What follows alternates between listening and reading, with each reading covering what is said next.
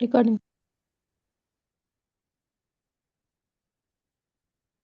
بسم الله الرحمن الرحيم. الحمد لله رب العالمين، والصلاة والسلام على أشرف الأنبياء والمرسلين وعلى آله وصحبه أجمعين. أما بعد، رب اشرح لي صدري ويسر لي أمري واحلل عقدة من لساني يفقه قولي. رب زدني علما. اللهم إني أسألك علما نافعا ورزقا طيبا وعملا متقبلا. اللهم إني أعوذ بك من علم لا ينفع ومن قلب لا يخشع ومن نفس لا تشبع ومن دعوة لا يستجاب لها.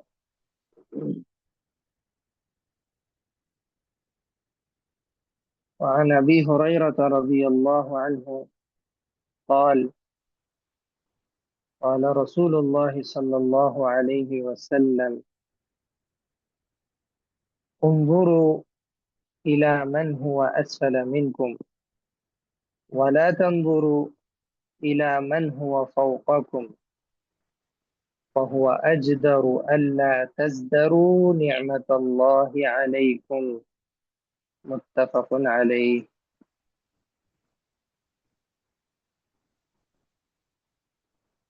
حضرت ابو ہریرہ رضی اللہ عنہ سے روایت ہے، وہ فرماتے ہیں کہ پیارے رسول صلی اللہ علیہ وسلم نے فرمایا، اس شخص کی طرف دیکھو جو تم سے نیچے غریب ہو، اور اس کی طرف نہ دیکھو جو تم سے اوپر یعنی امیر ہے. یہی زیادہ لائق ہے کہ تم اپنے اوپر اللہ کی نعمت کو حقیر نہ سمجھو. یہی زیادہ لائق ہے کہ تم اپنے اوپر اللہ کی نعمت کو حقیر نہ سمجھو.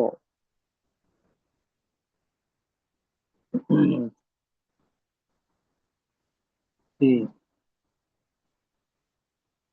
حدیث میں جو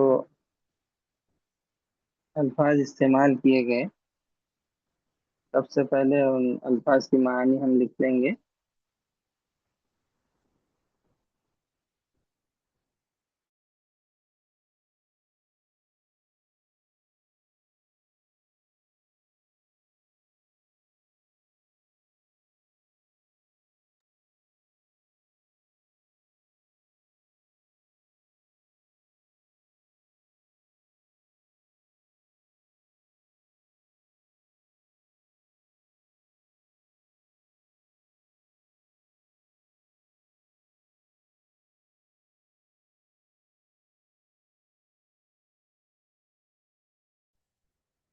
آواز آ رہی نا میری؟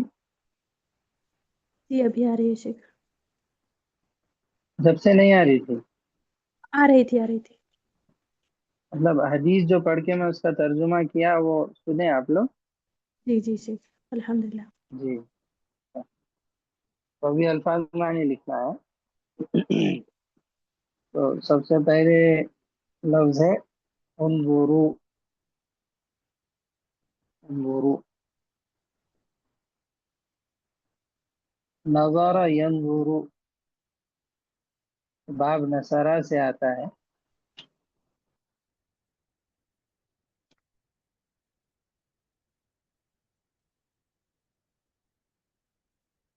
اور باب سمیع سے بھی آتا ہے، یعنی دونوں باب سے استعمال ہوتا ہے. نظر یہ فعل باب نصرہ اور باب سمیع دونوں سے استعمال ہوتا ہے. اس کا مصدر ہوگا نظرن، نظرن اور منظرن منظرتن،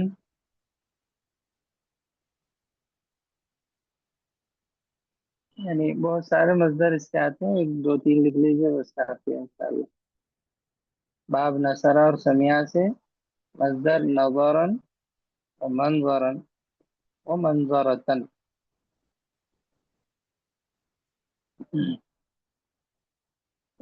صلے کے طور پہ جب الہ الہ استعمال ہو، اس کا صلہ جب الہ کے ذریعہ آئے، یعنی حروف جار میں سے جو الہ ہے، عفواً حروف جار میں سے نہیں، وہ تو اعلیٰ ہے، یہ الہ تو کسی کی طرف یعنی کہنے کے لیے اس کا جب استعمال ہوتا ہے، تو نظرہ فعل کے ساتھ الہ کا صلہ اگر آئے گا تو اس کے معنی ہوں گے غور سے دیکھنا، غور سے دیکھنا۔ نظرہ فعل الہ کے ساتھ آئے تو اس کے معنی ہوں گے غور سے دیکھنا، جیسا قرآن مجید میں بھی استعمال کیا گیا۔ اللہ تبارک و تعالیٰ نے فرمایا افلا ينظرون الى الابل كيف خلقت، اور بہت ساری جگہ ہے قرآن میں، یہ سورہ غاشیہ کی آیت ہے، اللہ نے کہا افلا ينظرون الى الابل، الہ الہ کے ساتھ ینظرون یعنی نظرہ، یہ فعل الہ کے ساتھ استعمال ہوا تو معنی کیا ہوں گے؟ غور سے دیکھنا۔ اللہ تبارک و تعالیٰ نے کیا کہا؟ کیا تم اونٹ کی طرف، اونٹوں کے ریوڑ کی طرف نہیں دیکھتے کہ ہم نے انہیں کیسے پیدا کیا؟ تو یعنی اللہ تبارک و تعالیٰ یہاں پہ اللہ کی یہ جو عظیم مخلوق ہے، ایک نایاب مخلوق ہے اونٹ، اس میں غور و فکر کرنے، اس میں غور سے دیکھنا، یعنی غور و فکر کرنے کے لیے اللہ تبارک و تعالیٰ اس آیت میں کہہ رہے ہیں۔ تو اس کا معنی ہمیں کہاں سے سمجھ میں آ رہا ہے کہ اللہ اس میں غور کرنے کے لیے کہہ رہے ہیں؟ تو نظارہ کے ساتھ الہ کا جب صلہ استعمال ہو تو اس کا یہ معنی ہوگا۔ اور یہی فعل باب نصرہ سے، ابھی تو ہم نے جو پڑھا وہ باب نصرہ سمیع سے دونوں سے تھا، اور الہ کے ساتھ استعمال ہو تو اس کا معنی غور سے دیکھنا، لیکن یہی فعل سمیع کے علاوہ صرف باب نصرہ سے، صرف نصرہ سے باب نصرہ سے آئے گا تو اس کا مصدر نظرن ہوگا، جو کہ اوپر بھی ہم پڑھ چکے مصدر میں سے نظرن۔ لیکن اس کی جو الگ خاصیت میں بتانے جا رہا ہوں وہ ہے فی کے ساتھ جب یہ استعمال ہو، فی الامر، یا کسی بھی چیز میں فی کا استعمال ہو نظرہ کے ساتھ، تو اس کا معنی کیا ہوگا؟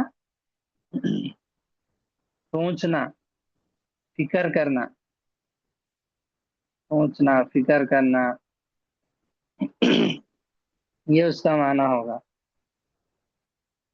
فی کے ساتھ اگر آئے گا۔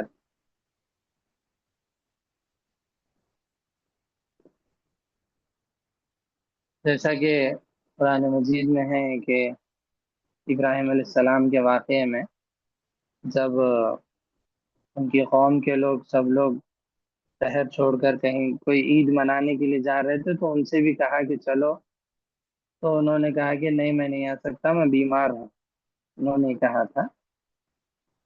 تو جب انہوں نے کہا تھا تو ان کا مطلب کہنے کا انداز اور اسٹائل کیا تھا وہ قرآن مجید میں ذکر کیا گیا۔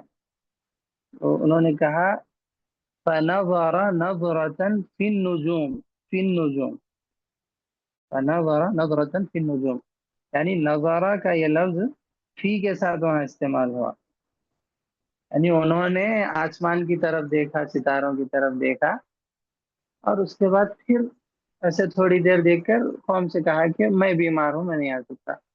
تو وہ جو ستاروں کی طرف انہوں نے دیکھا تو فی کے ساتھ جو وہاں لفظ استعمال ہوا تو اس کے معنی سوچنا، فکر کرنا، انہوں نے تھوڑا سوچا، فکر کی، سوچا، پھر اس کے بعد انہوں نے کہا کہ میں بیمار ہوں۔ تو الہ کے ساتھ ہم نے دیکھ لیا، غور سے دیکھنے کے معنی میں، فی کے ساتھ جب یہ آیا تو سوچنے اور فکر کرنے کے معنی میں آ گیا، اور یہی لفظ کسی چیز کے ساتھ استعمال ہو تو انتظار کرنے کے معنی میں بھی آتا ہے، انتظار کرنا، انتظار کرنے کے معنی میں، فانتظروا انی معکم من المنتظرین، ایسے قرآن مجید میں بھی استعمال ہوا ہے۔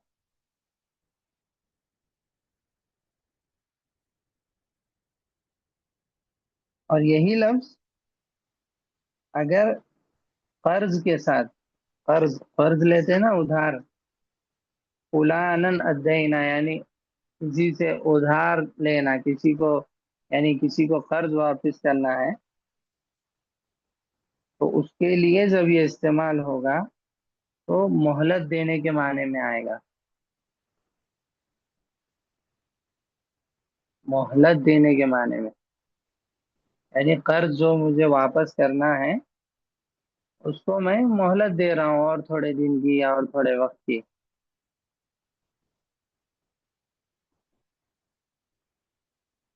یہ بھی قرآن مجید میں استعمال ہوا، سورہ بقرہ میں استعمال ہوا۔ اللہ تبارک و تعالیٰ نے کہا وَإِنْ كَانَ ذُو عُسْرَةٍ فَنَظِرَةٌ إِلَى مَيْسَرَةٍ، فَنَظِرَةٌ إِلَى مَيْسَرَةٍ، یعنی کوئی تنگ حال انسان ہے، یعنی مشکل و پریشانی میں ہے، تو تمہیں چاہیے کہ تم اسے مہلت دو، اسے مہلت دو تم کچھ وقت کے لیے، کچھ دن کے لیے، تو مہلت دینے کے معنی میں بھی یہاں استعمال ہوا ہے۔ جی اس کے بعد یہاں پہ جو لفظ حدیث میں ہمارے سامنے ہے وہ الہ کے ساتھ ہے، انظروا الہ، الہ من ہوا، یعنی اپنے سے نیچے لوگوں کو دیکھو، نارمل دیکھنے کے معنی میں بھی آتا ہے یہ، اور غور سے دیکھنے کے معنی میں بھی آتا ہے الہ کے ساتھ جب استعمال ہوگا۔ تو یہاں پہ پیارے نبی صلی اللہ علیہ وسلم نے کہا کہ تم اپنے سے نیچے لوگوں کو دیکھو، اسفل، اسفل یہ کہتے ہیں نیچے، نیچے والی چیز، کوئی بھی چیز یا نیچے جو چیز ہوگی اس کے لیے استعمال ہوگا اسفل، جیسے قرآن مجید میں بھی کہا گیا، اللہ تبارک و تعالیٰ نے کہا ان المنافقین فی الدرک الاسفل من النار، اسفلی، اللہ نے وہاں پہ کہا کہ بے شک منافقین جہنم کے سب سے نچلے طبقے میں ہوں گے، سب سے نیچے والے حصے میں ہوں گے، تو اسفل کا لفظ وہاں بھی قرآن مجید میں استعمال ہوا ہے، اسفل کے معنی ہوتے ہیں نیچے۔ اور سورہ تین میں بھی ہے مشہور ثم رددناہ اسفل سافلین، ثم رددناہ اسفل سافلین، نیچے کے معنی میں ہے۔ اس کے بعد حدیث میں ولا تنظروا الی من هو فوقکم، اور تم ان کو مت دیکھو جو تم سے اوپر ہے، فوقکم تم سے اوپر، فوقن یعنی اوپر، اوپر کی چیز کو فوق کہا جاتا ہے، فوق،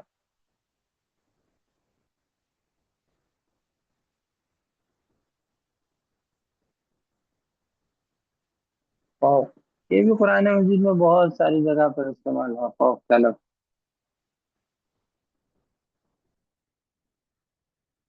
الم تروا الی السماء فوقہم کیف بنیناہا، کیا وہ اپنے اوپر آسمانوں کو نہیں دیکھتے کہ ہم نے اسے کیسے بنایا؟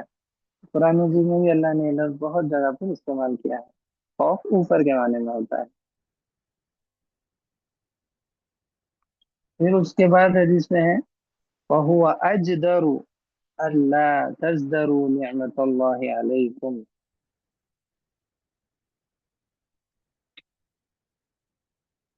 اجدر،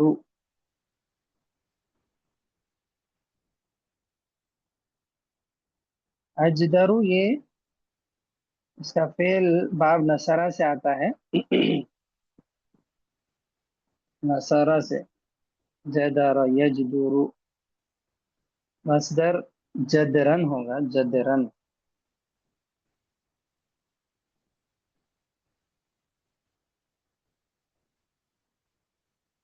معنی کیا ہوں گے؟ لائق بنانا، لائق بنانا یعنی مناسب بنانا،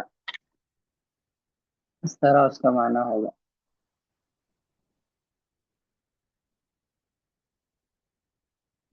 اور یہی باب کروما سے اگر استعمال ہو، جدورا یا جدور، باب کروما سے، اس کا مصدر جدارتن ہوگا، جدارتن، جدارتن. اس کے معنی لائق ہونا، لائق ہونا.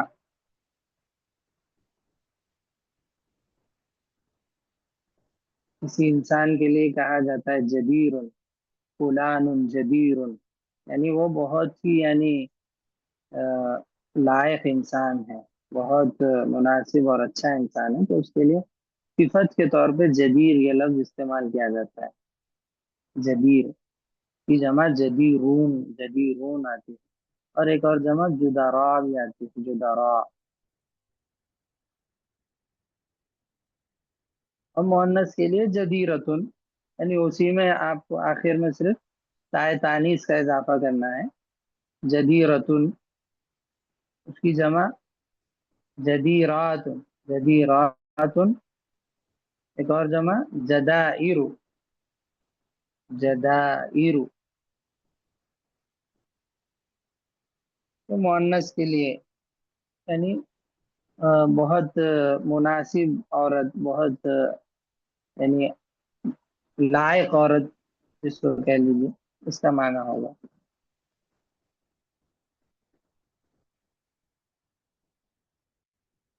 تو یہ جو لفظ ہے الجدیر، الجدیر کسی بھی چیز کے لیے کسی بھی چیز کے ساتھ استعمال ہو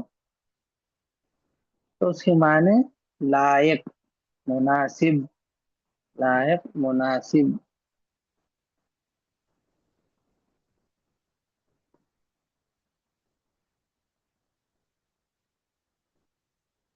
یہاں حدیث میں جو ہے ہمارے پاس وہ لائق اور مناسب کے معنی میں ہے، یعنی بہت زیادہ اس کے لیے یہ چیز مناسب ہے، ایسا معنی ہوگا اس کا، اجدرو کا،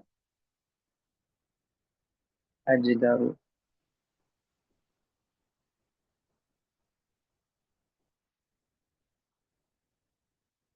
اس کے بعد لفظ ہے ان لا تزدروا نعمت اللہ علیکم. تزدرو، تزدرو یہ باب افتعال سے آیا ہے یہاں پر. اصل لفظ اس کا ذرا ہے، ذرا، ذرا یزری. اسی لفظ کو یعنی باب افتعال سے یہاں پر استعمال کیا گیا.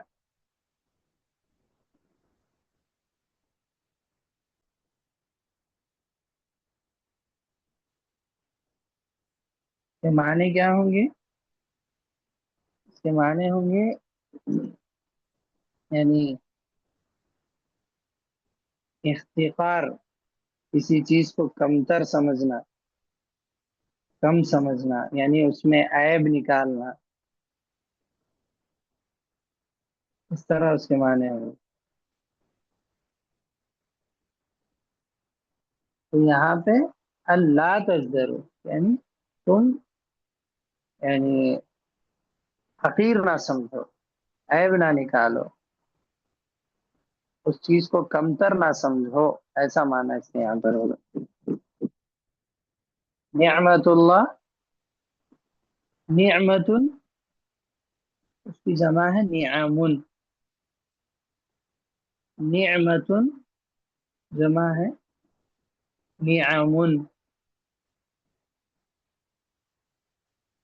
معنی اس کی نعمت، کوئی بھی نعمت، اللہ کی کوئی بھی نعمت.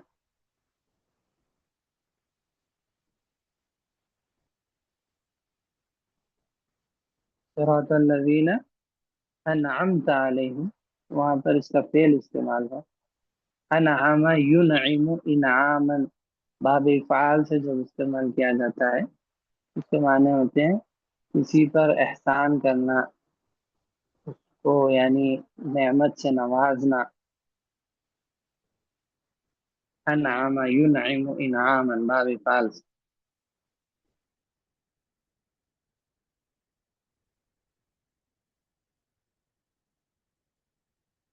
تو نعمت اس کی جمع نعم ہے، نعمت اللہ علیکم یعنی اللہ کی نعمت جو تم پر ہے۔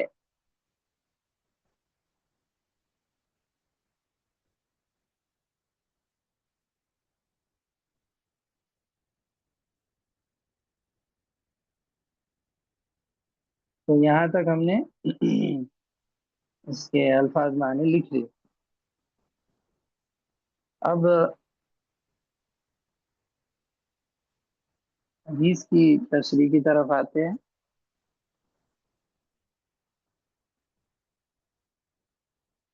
ابو ہریرہ رضی اللہ عنہ سے روایت ہے، ابو ہریرہ رضی اللہ عنہ سے روایت ہے، جو اس سے پہلے بھی ہم نے جو حدیث پڑھی وہ بھی ابو ہریرہ رضی اللہ عنہ کے بارے میں ہی تھی، یعنی وہی راوی تھے، اور اس حدیث کے بھی وہی راوی ہیں، اور یہ حدیث متفق علیہ ہے، یعنی بخاری اور مسلم دونوں میں یہ حدیث ہے جی۔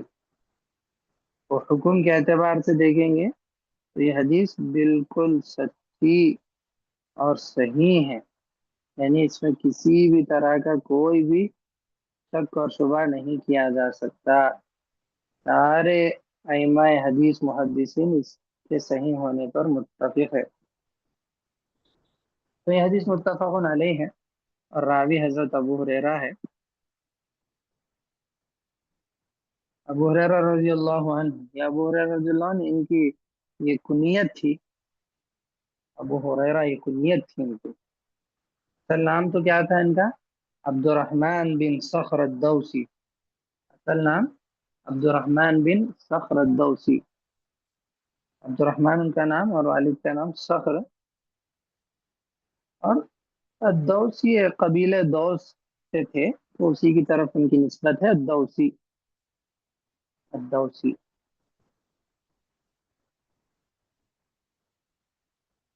بہت مشہور صحابی ہیں، اور جیسا کہ آپ سب کو معلوم ہے کہ سب سے زیادہ احادیث روایت کرنے والے آپ صلی اللہ علیہ وسلم سے یہی صحابی ہیں۔ انہوں نے کتنی حدیثیں روایت کی؟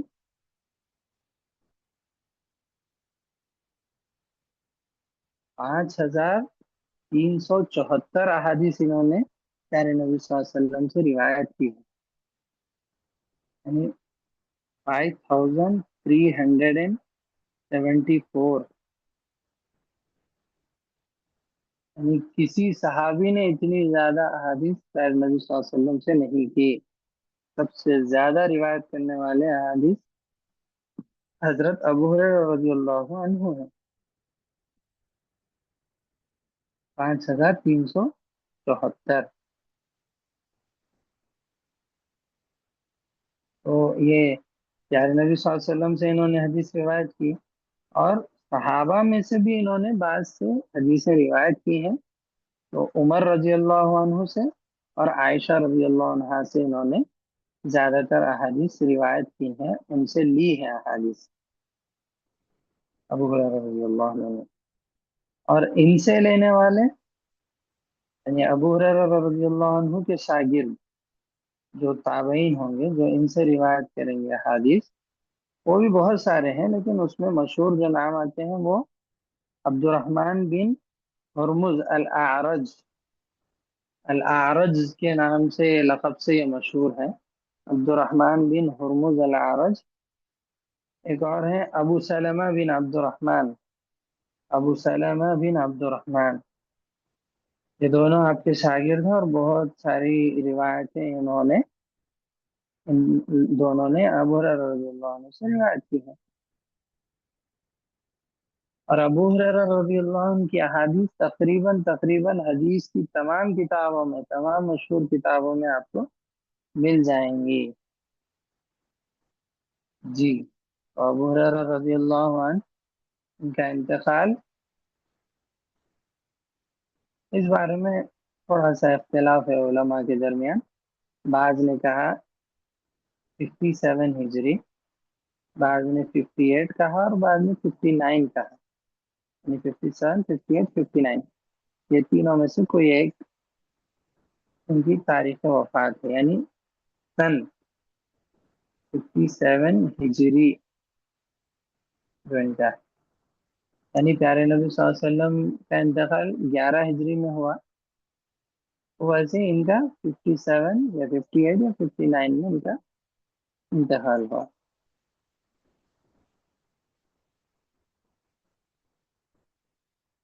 جی. تو یہ راوی حدیث کے بارے میں ہم نے معلوم کر لیا.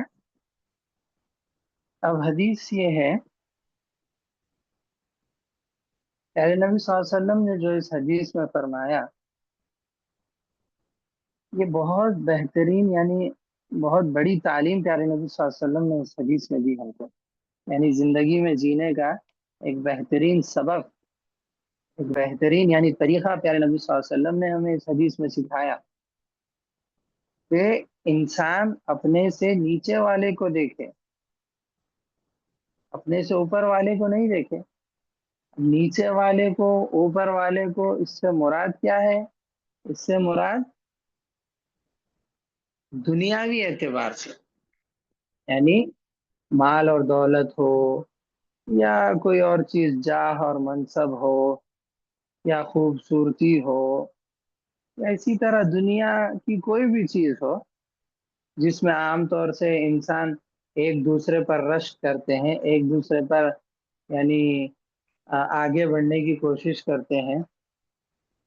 تو اس چیز سے متعلق نیچے اور اوپر سے مراد یہاں پہ جو دنیاوی اعتبار سے نیچے لوگ ہیں اور جو دنیاوی اعتبار سے اوپر لوگ ہیں، ان کے بارے میں بتایا گیا.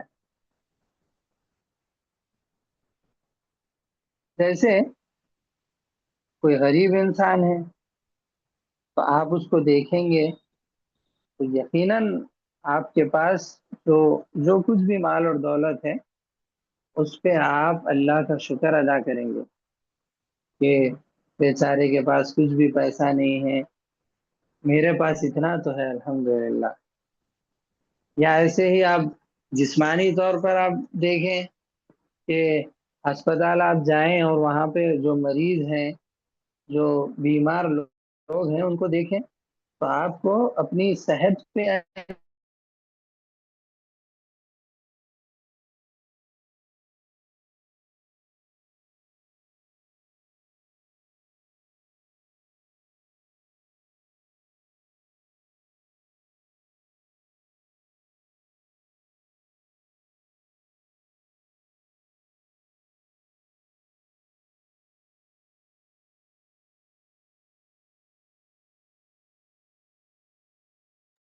ایک آپ کی آواز نہیں آ رہی ہے.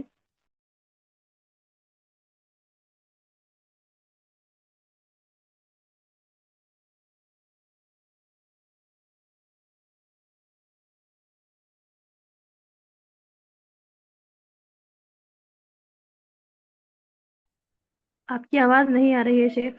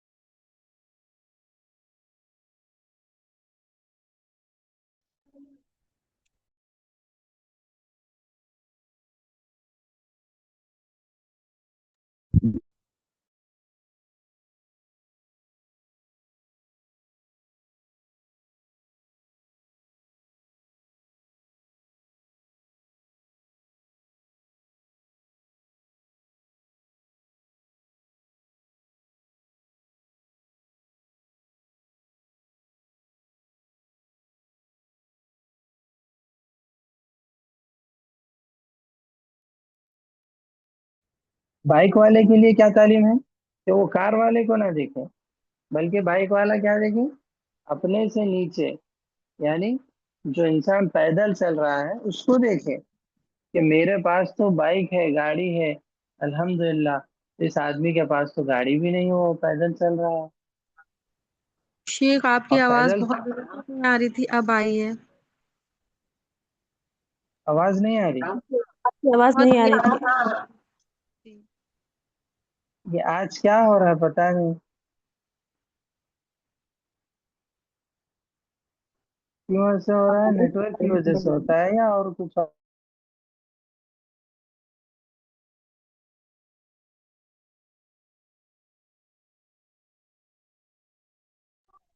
جی شیخ آپ کی آواز نہیں آ رہی ہے۔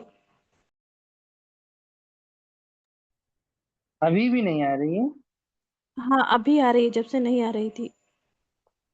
اللہ اکبر، تو مطلب میں اب تک جتنا پڑھا ہے آپ لوگ نہیں سنے ہو؟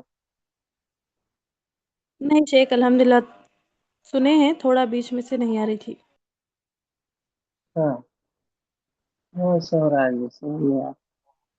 شیخ تو میں یہ بتا رہا تھا، دنیاوی اعتبار سے آپ بتا رہے تھے نا، وہاں سے دنیاوی اور جی جی جی بالکل، تو دنیاوی اعتبار سے یہ چیز بتائی گئی کہ کار والا بائک والے کو دیکھے، بائک والا پیدل چلنے والے کو دیکھے، اور پیدل چلنے والا اس کو دیکھے جس کے پیر بھی نہیں ہے، وہ بیچارہ گھسکتے ہوئے زمین پہ رگڑتے ہوئے چل رہا ہے۔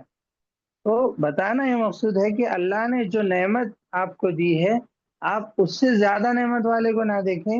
اگر ایسا دیکھیں گے تو اللہ کی ناشکری پیدا ہوگی، اگر آپ اپنے سے نیچے والے کو دیکھیں گے تو اللہ کا شکر دل میں پیدا ہوگا۔ یہ چیز یہاں پہ بتانا چاہ رہے ہیں حدیث میں۔ اور یہ میں نے دنیاوی اعتبار سے کیوں کہا؟ کیونکہ دینی اعتبار سے، دینی یعنی اسلام کے اعتبار سے، عمل کے اعتبار سے آپ کو اپنے سے اونچے والے انسان کو دیکھنا ہے، نیچے والے انسان کو نہیں۔ یہاں پہ اپنا نظریہ آپ الٹا کر لیجئے، یعنی حدیث میں جس طرح بتایا گیا اس کا الٹ کر دیجئے کہ آپ دینی معاملات میں اپنے سے اوپر والے کو دیکھیں، نیچے والے کو نہیں۔ کیوں؟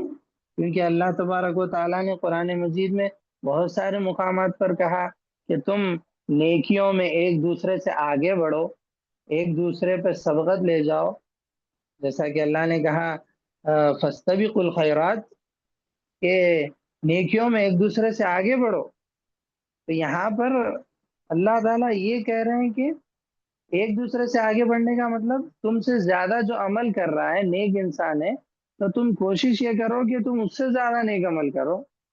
ایسا نہیں کہ تم اپنے سے، مثال کے طور پہ کوئی دن بھر میں 5 نماز کی پابندی کرتا ہے تو وہ اپنے سے نیچے والے کو نہیں دیکھے کہ بھائی ارے میں تو، یہ آدمی تو نماز ہی نہیں پڑھتا، یا 3 نماز پڑھتا ہے دن میں، یا 4 پڑھتا ہے، فجر کی چھوڑ دیتا ہے روز، میں تو 5 بھی پڑھتا ہوں الحمدللہ۔ ایسا اگر آپ دیکھیں گے تو آپ وہیں پر ٹھہر جائیں گے، یعنی اتنی ہی عبادت پہ اللہ کی رک جائیں گے، اور جو آپ عبادت کر رہے ہیں اس عبادت میں بھی تکبر پیدا ہوگا، آپ کے اندر خود پسندی پیدا ہوگی، بلکہ آپ کو دین کے معاملات میں کیسا دیکھنا ہے؟ اپنے اوپر والے کو۔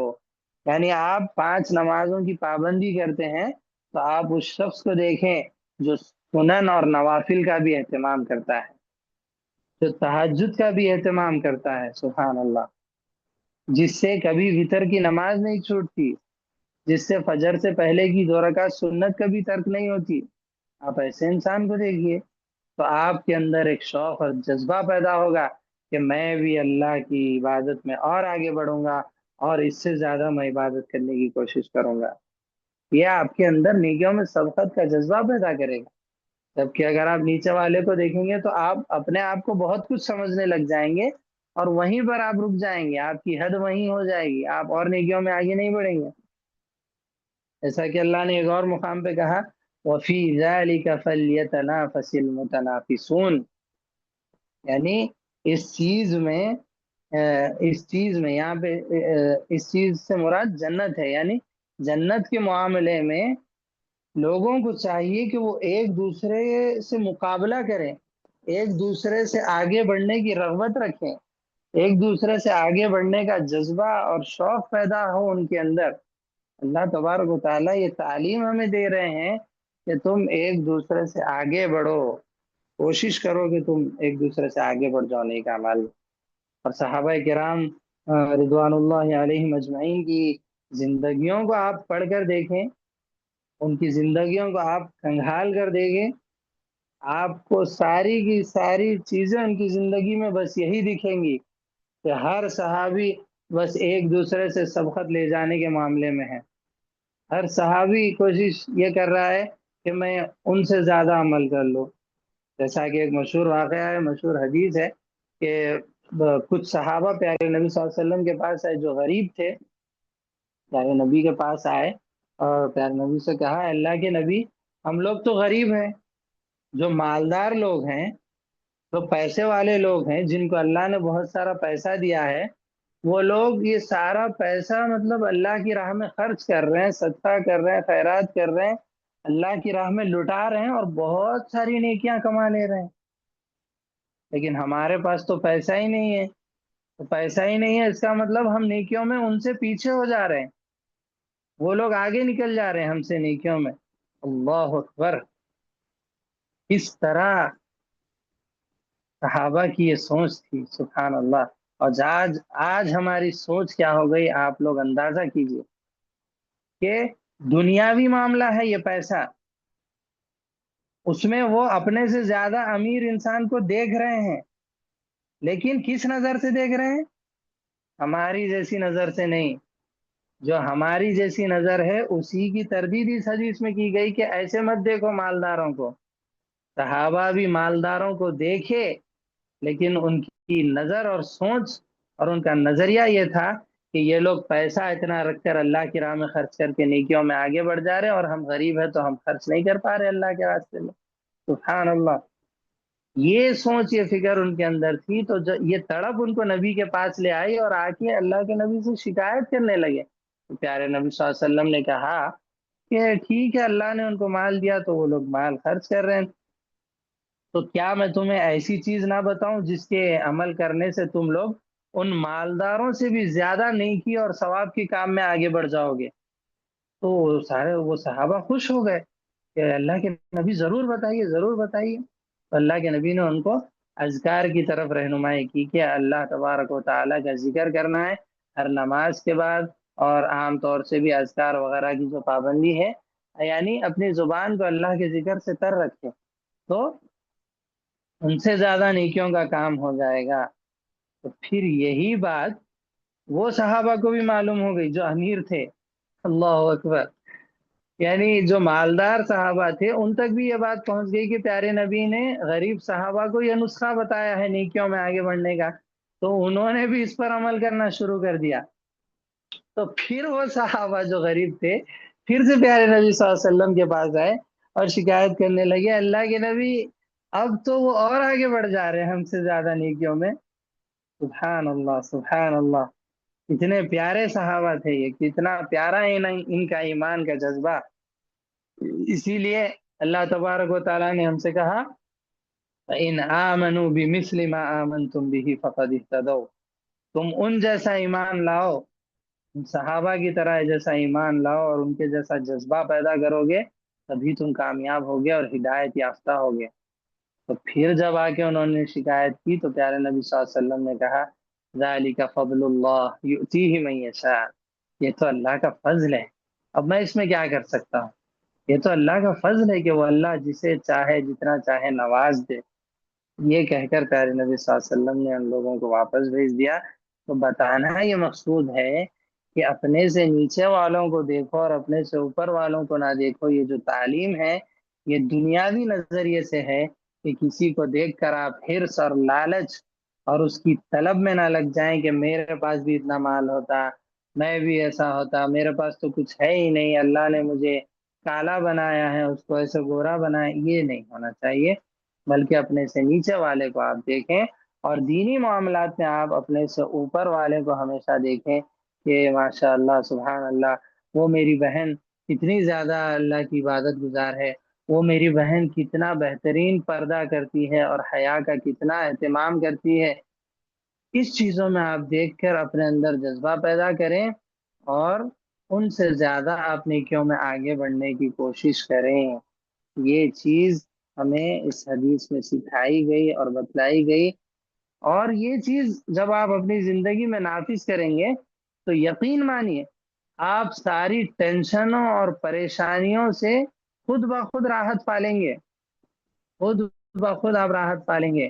آج دنیا میں بہت ساری خودکشی اور یہ جو جرائم ہوتے ہیں، اس کی ایک اہم وجہ یہی ہے کہ لوگوں کے اندر طمع اور لالچ پیدا ہو گئی ہے، حرص پیدا ہو گئی۔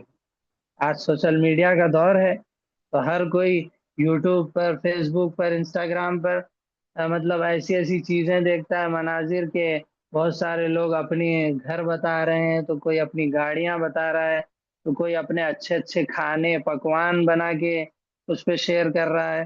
تو وہ بہت ساری چیزیں دیکھ کر اب وہ جن کے پاس وہ نہیں ہے، جن کے نصیب میں، جن کی زندگی میں وہ چیزیں میسر نہیں ہیں، تو ان کو دیکھ کر ان پر رشک ہونے لگ رہا ہے، اور وہ اپنے آپ ہی میں، اپنے اندر ہی اپنے آپ میں ڈی موٹیویٹ ہو رہے ہیں اور اپنے آپ کو کمتر سمجھ رہے ہیں، اور اس کے ذریعے ان کے پاس جو اللہ نے نعمتیں دی ہیں وہ اس کی کما حق ہو شکر گزاری نہیں کر رہے ہیں۔ اللہ اکبر! جبکہ اللہ نے کیا کہا؟ لَإِن شَكَرْتُمْ لَأَزِيدَنَّكُمْ، اگر تم میرا شکر ادا کرو گے، جو چیزیں میں نے دی ہیں اس پر شکر کرو گے، تو میں اس سے زیادہ تمہیں اور نوازوں گا اور زیادہ دوں گا۔ وَلَئِن كَفَرْتُمْ إِنَّ عَذَابِي لَشَدِيدٌ، اور اگر تم میری ناشکری کرو گے تو یاد رکھ لو میرا عذاب بڑا سخت ہے۔ تو ہمیں اس بات سے ڈرنا چاہیے کہ ہم کہیں اللہ کے ناشکرے بندوں میں ہمارا شمار نہ ہو جائے۔ ہم پیارے نبی صلی اللہ علیہ وسلم کی اس حدیث کو ہمیشہ اپنی نظروں کے سامنے رکھیں اور اپنی زندگی جینے کا ایک طریقہ اور ایک ڈھنگ ہم اس حدیث کو بنا لیں۔ جب کبھی آپ کسی کو دیکھیں تو فوراً پیارے نبی کی اس بات کو یاد کر لیں، اور دنیاوی معاملات وہ ہوں تو اس سے نظر پھیر لیں، اور دینی معاملات ہو تو آپ اس میں سبقت لے جانے کی کوشش کریں۔ یہی چیزیں، یہی تعلیمات ہمیں اس حدیث سے ملتی ہیں۔ تو ہم اللہ سے دعا کرتے ہیں کہ اللہ تبارک و تعالی یہ جو حدیث ہم نے آج پڑھی، اس کی معانی اور مفاہیم کو سمجھنے کی ہم نے کوشش کی، اے اللہ تو ہماری اس کوشش کو قبول فرما، اور تو ہمیں اس حدیث پر مکمل عمل کرنے کی توفیق عطا فرما، اور پیارے نبی صلی اللہ علیہ وسلم کی ہر بات جو ہم تک صحیح طور سے پہنچی ہے، صحیح سند کے ساتھ، ہم کو اس پر عمل کرنے کے ساتھ ساتھ اس بات کو دوسروں تک بھی پہنچانے کی تو ہمیں توفیق عطا فرما۔ آمین۔ وآخر دعوانا ان الحمد للہ رب العالمین۔ السلام علیکم ورحمۃ اللہ وبرکاتہ۔